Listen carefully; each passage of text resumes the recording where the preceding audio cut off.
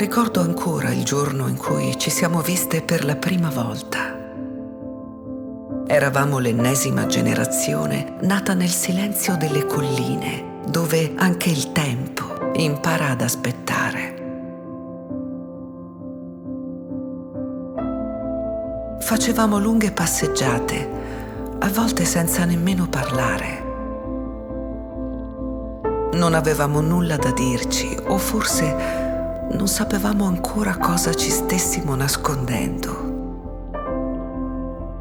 Ricordo gli sguardi severi e discreti dei nostri padri che erano sempre capaci di rimproverarci.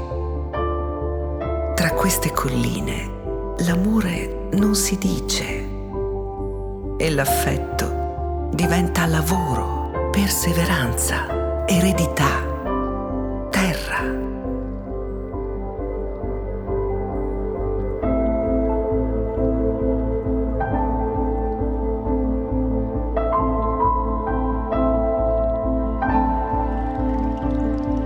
C'era un destino alla fine dei nostri incontri.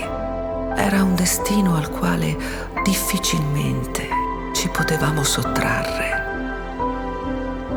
E così siamo cresciute, imparando a nascondere le parole che accompagnavano le nostre passeggiate. Giorno dopo giorno abbiamo arricchito la nostra anima, la sua profondità e i suoi vuoti.